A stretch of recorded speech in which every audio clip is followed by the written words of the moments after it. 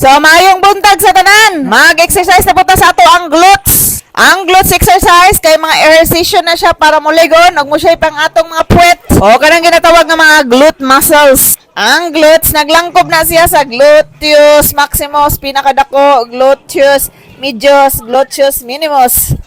Mura matag correct ana guys. Importante ni sila para sa kusog sa paa, balance ug sakto nga posture. Daghan ang mga best glutes exercises sama sa squats, lunges, saan pagbasa lunges, forward, backward, walking lunges. Hay, o sakto to siya ako ang research sa Google. Ana, napo ta gitawag nga hip thrust o glute bridge. Naapoy donkey kicks o step ups. Pero syempre ang akong gihimo, squats lang ni siya pero nagbutang ko og dumbbells ako. Og kapila na ko og hip thrust pero kapila pa nakabalik no, nagkurug-kurug. Duhar gyud ako na himo karon nga adlaw pero okay ra kaayo ni, goods na kayo. Sama na ako nga usa ka busy kayo nga mama. 10 to 20 minutes ang ngingon ani sa balay, okay na jud kayo. Mas ganahan magitani kay mo firm og mo lift ang ato ang puwet.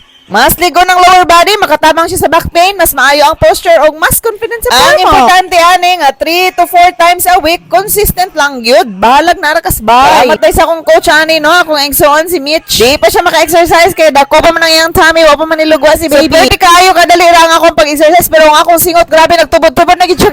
Ani ang nakalami ani kung mag-inani tag exercise kay manglugwa gyud ang atong daghan mga kasingutan. Pagka man akong squats kay nilingkod na pugod ni ako nya. This time sure ko nga sakto na gyud ako pamaagi. Sandig na jud kong maida sa kanang bangko akong gisandigan, akong gi-make sure nga nakasandig gyud na nakalapat gyud ang ako ang likod dinha. Pero wala na ako na achieve ang ako ang sakto dapat nga ribs ug ang counting kay parte na siya kaayo kasakit ang ako ang mga kalapot. Kadali regali kayo ko pero lami ka sa feeling very satisfying kung mangurog na gyud imong mga glutes ug ang imong mga muscle. Dito guys kung mo try mo ani na sa comment section. Ako alang na siya gilugangan dahil no kay dili na siya katong isa-isa lang dako na gyud kay taas pa gyud do kabukot butang dara nga tag 3 kg. So kung mo na kwenta nada sa link atong ibutang o gusto mo check out. Bye!